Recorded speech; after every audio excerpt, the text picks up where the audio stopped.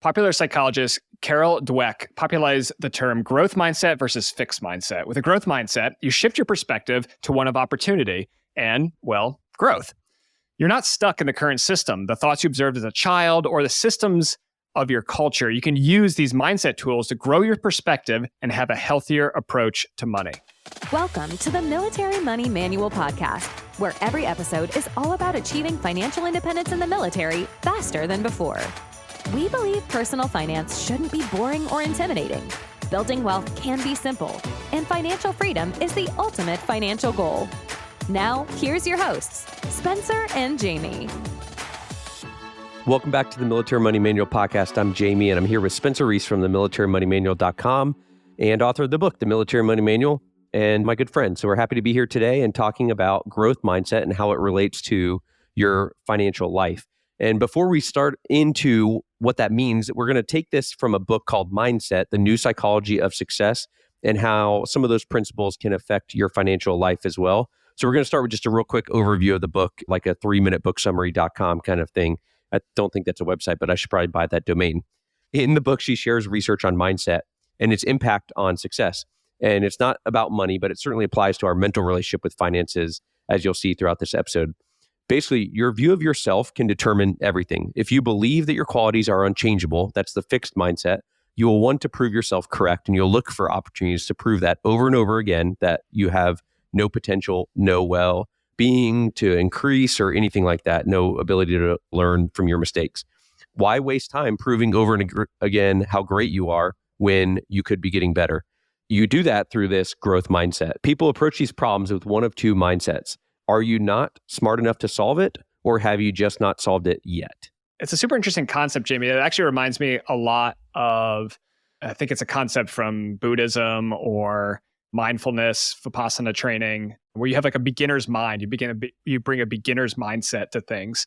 And there's a lot of power if you can do that, right? When I was younger in life, I never wanted to ask questions because I didn't want to look dumb. I didn't want to look stupid. But as I get older, I realized that if I don't know something, that's not a failure or weakness of me. That's just because I don't know something, right? It's just like we can't possibly know everything. And if you have an instructor in front of you, if you have a teacher or you're learning from somebody and you feel comfortable enough to ask those quote unquote dumb questions, then you're just going to get so much smarter. And the other thing I realized too is that when you're in a large group or in any size group, if you have a question, I almost 100% guarantee that somebody else in that room has a similar question and they're just too afraid to ask it.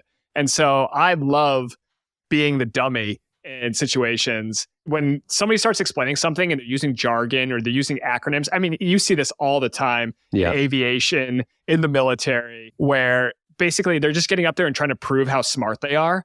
But that's not the point of an instructor. The point of an instructor is to download your knowledge to another human. And if you're not doing that properly, take that growth mindset and ask those dumb questions so that you can grow and your knowledge can increase. So let's back up a little bit though, and let's talk about the fixed mindset. This is something that Carol Dweck in her book, Mindset, The New Psychology of Success, she talks about fixed mindset. So what are the characteristics, Jamie, of a fixed mindset? So I'd summarize it by it's a more deterministic view of the world. So your intelligence or your skills are static, and any effort to get better is fruitless and not worth it because you can't change it. It's just with what you were born with. You're naturally gifted or not gifted. And so you're stuck there. And that also means that other people's success is threatening to you because they were gifted with something that you were not. It encourages people to avoid challenges and give up easily. And it's a desire to look smart versus asking questions, like you said, trying to get better. Some ways that this may show in your life would be statements like, oh, I'm not a runner, or I'm not good at swimming. I'm not good at math. I'm not a numbers person. I don't understand investing. So that all those statements prove that the mindset of your qualities, your skills, and your tendencies are carved in stone. I can really see how that would like slow somebody down just in life, right? Like if you have that kind of static mindset that you're just, oh, I wasn't gifted with this, or, oh, this doesn't come easy to me, so I'll never learn it, or I'll never figure it out. Yep. Then it's self-reinforcing. Yeah, you will never learn it. You will never figure it out. But you see that all the time, right? Like where people are like, oh, I'm not a runner. And it's like, well, have you ever gone for a long walk? It's like, okay, well, just go a little bit faster next time. All of a sudden, like all you have to do is go running once and you can call yourself a runner. You don't have to like have the carbon fiber shoes. You don't have to run a marathon. I mean, if you're in the military, you're listening to this podcast, guess what? You're a runner because you passed a PT test at some point in your career. I heard a phrase once when I was younger, like it's not what you know, it's who you know. And I think now that I'm reflecting on that, that's definitely one of those like fixed mindset things, right? Some people believe that it doesn't matter like, how much you study, how educated you become, that like the world is fixed and there's people who are born connected and are born wealthy and they just keep those connections and they keep that wealth. And having lived a little bit, now granted I'm not that old, but having seen a little bit of the world, I quickly realized that comes from a fixed mindset. That's not a growth mindset. But that's a great segue into growth mindset. Let's talk a little bit about that. So with a growth mindset, intelligence can be developed. You believe that intelligence can be developed. You have a desire to learn and grow and embrace challenges, effort as a path to mastery. And it also gives you a greater sense of free will because you can choose what to work on and what to get better at. You'll find lessons and inspirations in the success of others instead of being threatened about them, like we said. So this may materialize in your life with thoughts such as, I'm still learning to be a runner, so I might not be good at running yet. I'm still working to be a better swimmer. I'm still developing my math skills. So the hand that you're dealt is just a starting point for development. So it can be sometimes as simple as adding that yet, or I'm still working on something. And that gives a mindset of I'm growing in this area. I'm still learning to be a runner versus I'm not good at running. And that can basically summarize the whole thing. Yeah, I think that's extremely liberating because we all have a genetic set point, right? Like none of us chose our parents. None of us chose where we were born. None of us chose the circumstances in which we grew up. But at some point, we do start getting choices along the way. And it can be as simple as listening to this podcast, right? Just hearing these two jokers talk about investing in the TSP, and you're like, man, if they can do it, I could probably do it. And you realize, It's like I've met Jamie. Oh man, yeah. I mean, it's very liberating, right? Because you, like you said, you have the cards that you were dealt, right? You have your background, you have your genetics, you have where you were born, but the rest of life is a game, right? That's just what you were dealt with to start. Like now you get to start playing, you get to start trading cards, you get to start collecting new cards, and those can be skills, those can be friendships, those can be experiences, those can be investments, those can be assets that you purchase. I really love the growth mindset because it basically, just like the fixed mindset, it's self-reinforcing, right? If you accept that you can grow and you can change, and where you are right now is not where you're destined to be. Actually, this comes back a lot to money because I remember when I started my journey to financial independence and I put that spreadsheet, and it said, I don't know, like negative $60,000, negative $100,000 of net worth, right? All the skills that I knew when I was at negative $50,000 of net worth are still the same skills that I'm employing today. The only thing that's changed is the number, right? My net worth has gotten bigger, but I'm not doing anything different because I learned all the skills. I had that growth mindset back then, and I realized, oh, these are the things I need to do in order to become wealthier. And then I did them, and I was changing, but the number on the screen was changing as well. But eventually I figured out, okay, these are the only things I need to do. It's actually quite simple. And the number on the screen is just going to catch up, right? It's going to catch up to my abilities and my mindset around money. And in some cases, your ability and your mindset and your skills grew faster than your net worth, but eventually Absolutely. That catches up in that way too. I would also say it's kind of the opposite of victim mentality of you're a victim of your system, where you're born, what socioeconomic class you're born into, what job you got in the military, all those things. Like you can't control some things in life, but there are a lot of things you can control. And that ties really nicely to money in a lot of ways. So let's go through some of those. We mentioned some statements that you might say to yourself. One of those is, I'm not good at money. Spencer, as we coach and mentor people, how often do we hear people say that? I'm not good at money. I just don't know how to track, or I don't know how to budget, or I don't know how to invest. I would honestly, Jamie, I would say it's 80, 90% of the people I talk to, like, unless they're already millionaires or they're on the path to financial independence because they've read all the books, they've done all the work. Even those people, a lot of times, right? I'll ask them, I'll say, hey, on a scale of, when I do my coaching to militarymoneymanual.com/mentor, I'll ask them, I say, on a scale of 1 to 5, how confident are you in your money strategy? And I mean, we're talking about people in their 20s with $300,000 saved.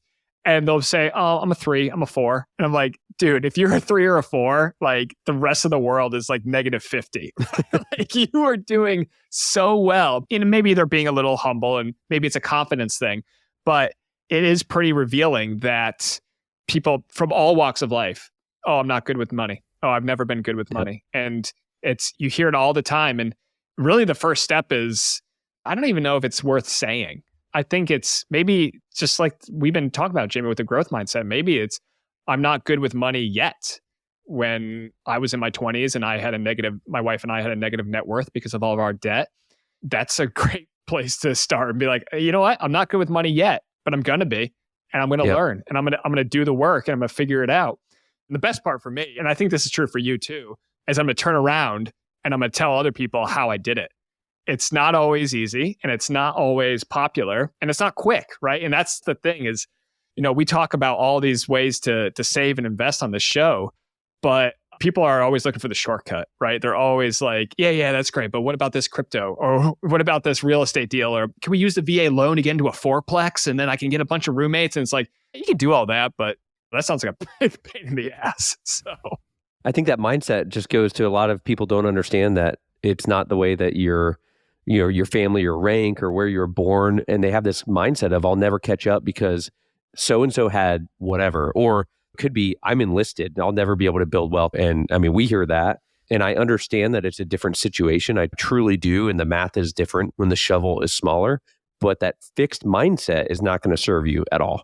There are some things you can do to shift to get away from that kind of, I'm never going to be able to do it, or so-and-so has a leg up on me because of whatever situation mindset. The I'm enlisted, so I can't build a wealth mindset is an interesting one, because for a lot of people, they might have that mindset when they're younger, right? And it is hard. Like the income is not great, but there's nothing that says that you can't do 4 years enlisted, earn your GI Bill, get out, go to school in your GI Bill, do ROTC, and then come back in commission. If you love the military, there's nothing to say that you have to be enlisted forever. There's paths to becoming an officer, and it's different kinds of BS on the enlisted or the officer side. But if becoming wealthy quickly is important to you, then there's opportunities to become an officer. And I see people do it all the time where they're enlisted, or maybe they do, a couple of tours, a couple enlistments, but then they say, you know what, if this guy or gal is an officer, like I can do it. And they go, they get their degree, they get their commission, they come back, and maybe they do another 20 years, earn that retirement, or maybe they just do a little bit of time, or maybe they go to the Guard, or they go to the reserves. There's all kinds of opportunities. We have the world's largest military. So again, this gets back to that fixed versus growth mindset. If you say, oh, I'm enlisted, I'll never get wealthy, then yeah, that's true. You will never get wealthy. But if you say, hey, I'm enlisted, what can I do to become wealthy? You'll start seeing, it's amazing how the opportunities start popping up when you start adopting that growth mindset. I'd even take it a step further, because it doesn't even need to involve becoming an officer. When you look at like the Ramsey Foundation's study of millionaires, I think it was over 10,000 millionaires, and the largest occupations in there were things like teachers. And, a lot of teachers are not making six figures. And I think a lot of the, enlisted service members may never get to six figures depending on how long they stay in, or maybe they will, or I'm single, or my spouse stays home full time, so we're a one income family. All of those things are fixed mindset traps. So you have to look for those opportunities. Like Spencer said, is it harder? Yes. Do I need more tools? Yes, you might, but that doesn't mean it's not possible. So it might also be things like, I'm still learning to control my spending impulses, instead of calling yourself a spender and resigning to have that mindset where you're just looking for opportunities. Your brain is looking for opportunities to validate that fact, that belief that you have, versus I'm working on controlling my spending. I'm not great at money yet. Like we mentioned, adding yet or not yet to any of these statements can be very, very powerful in helping your mindset. Just a quick note from one of our sponsors, and then we'll be right back to the show. Hey, Spencer, I got a cousin that just graduated from high school, and they're about to start basic training in a few months. Any ideas on a gift I should get him? Yep, sure do, Jamie. The Military Money Manual, A Practical Guide to Financial Freedom, is a concise, easy to read, and practical guide to your military money. It's the book that I wish someone had handed me on my first day in the military. In the book, I explain the exact money tactics and investing strategies that can enable you to achieve financial independence while serving in the U.S. military. It's available on Amazon, Audible, and my website. It's hardcover, paperback, ebook, Kindle, and audiobook. You can get a special discount using promo code podcast on my website, shop.militarymoneymanual.com. Jamie, what is it about labels? This is something that Carol Dweck talks about in the book Mindset. What is it about labels that are so powerful? It's a crazy thing to our brain, Spencer. And I've done this when I started running more. I called myself a runner before I was good at running. I think in the book or in other scientific studies I've seen where people are trying to quit smoking, they'll say, I'm not a smoker when they're trying to quit versus I'm trying to quit. Someone offers them a cigarette and you say, I'm trying to quit. Your brain responds differently to that than saying, I'm not a smoker. There's a lot of things you can do by just labeling yourself, and then your brain will look for, your life will look for, as weird as that sounds, opportunities to prove that. So there's a lot of power in the way that you label your actions yourself. Not that it's your identities in being a runner, but it is a little bit of a trick on your brain in some ways. One that helped me really early on was using the label of I'm an athlete, which is not something I ever called myself for the first 20 or 30 years of my life. But thinking I'm an athlete and then thinking, okay, what would an athlete do in this situation? So you're at the hotel buffet. Maybe you went for a run that morning. So you're like, you know what? An athlete would grab the croissant because I need some carbs and it's delicious. But maybe you hadn't done a workout yet because you're on vacation and you're like, you know what? I'm just going to grab some eggs. I'm going to get my protein, get the day started with some protein, grab a coffee, and that's it. I haven't used glycogen energy system yet. And so I don't need that croissant. But it doesn't have to be that complex. But you can say, it can be as simple as like, I'm a saver. And it's like, okay, well, what would a saver do? And it's like, well, they wouldn't order Uber Eats. They would, you can still have a pizza, but maybe you go pick it up and you drive it back instead of ordering a taxi for your pizza, which is, this crazy thing that's a lot of markup. I mean, unless they're using their Amex benefits and then it's free money, but yeah. Yeah, there you go. Yeah. So Spencer, some other ways this can relate to money is I'm still processing the volatility of investing in the market versus I don't like market volatility or I don't like risk. I don't understand this yet, but I can learn lots of ways to shift your mindset here to help you understand that each financial setback, or really any setback you see in life, but each financial setback is an opportunity to grow. When you have an emergency with the house, like way back in episode 1, for those of you that are OG Military Money Manual podcast listeners, you remember the story about my Honda Pilot breaking down and us having to spend, I think it was like $2,400 or something. Years ago, that would have crippled us. And I was telling someone the other day, someone inviting me out to lunch when I was a young lieutenant, it was like, oh, that's going to be like $18. I don't have that in our eating out budget right now. But those financial setbacks are an opportunity to grow as you get there. Instead of it being like, this is happening to me, it gives you a sense of control. So maybe that your unit's deploying or you're getting stuck on a deployment or your ship's getting extended, things like that. Deployments do suck. But how do we use our mindset to shift that? So this deployment can be a chance to reset my spending habits, to reduce my expenses, to pay off debt. I can use my downtime to learn more about how to invest for financial independence during my military service versus it just being like, this is happening to me, woe is me, I'm never going to get ahead because life is terrible. So if your partner is bad with money, you can try to also praise them when they make effort. So instead of saying like your behavior is set in concrete and in stone, you're always going to be a spender. You're never going to coordinate with me on what our priorities are. And you find those things that they do positively, then you can help them grow. So those are some other ways I think that this growth mindset is really, really powerful in our personal finance world as well. I don't know if maybe one of my deployments sucked, but I think of the 3 deployments I went on, most of them, two of them were super fun, and then one of them Spencer, was Air Force deployments are a little different. Let's keep that in mind. That's true. Before we alienate the rest of the audience. The other thing is like a partner that's bad with money, quote unquote, maybe they're just better at spending money than you are.